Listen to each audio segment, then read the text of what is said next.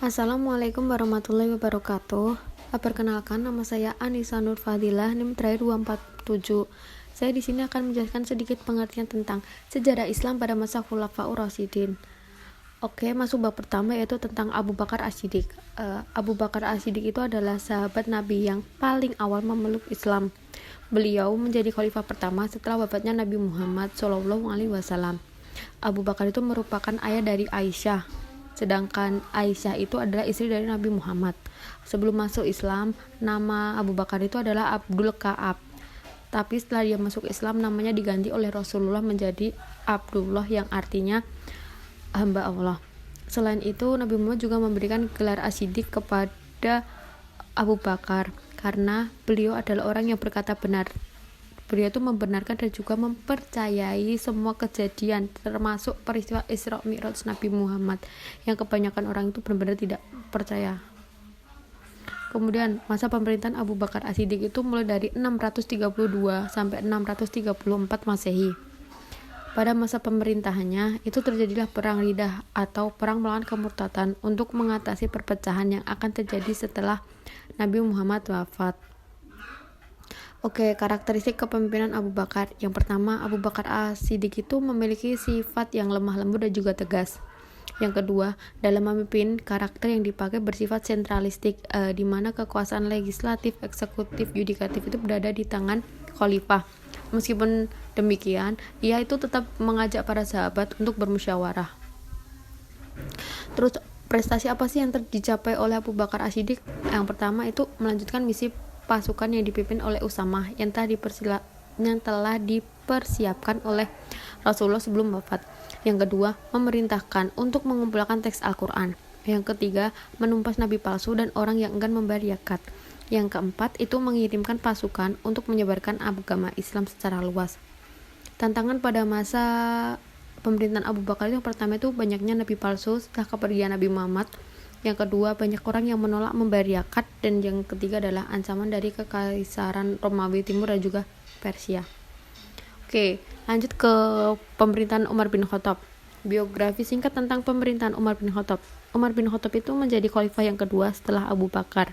Ia berkuasa dari tahun 634 sampai 644 Masehi.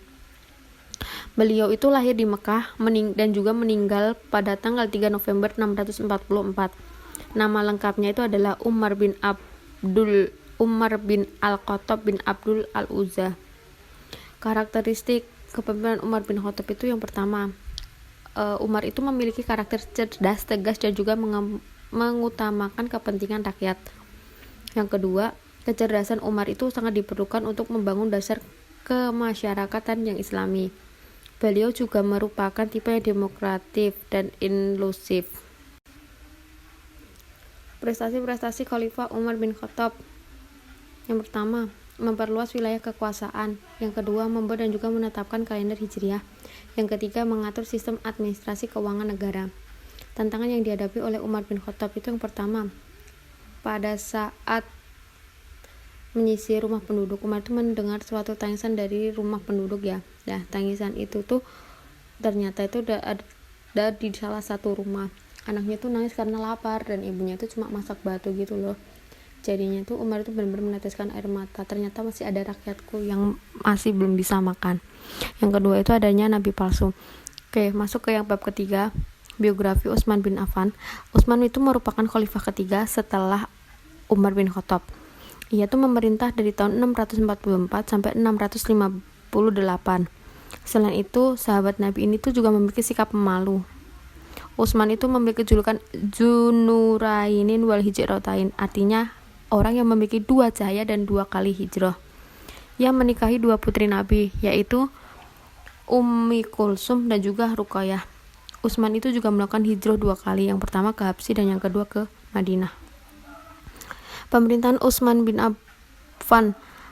Di masa Utsman, ekspansi wilayah itu terus dilakukan. Atas usul Muawiyah, Utsman itu juga membentuk Dewan Armada Angkatan Laut. Wilayah yang dikuasai pada masa ini termasuk Asia, Eropa, dan juga Afrika.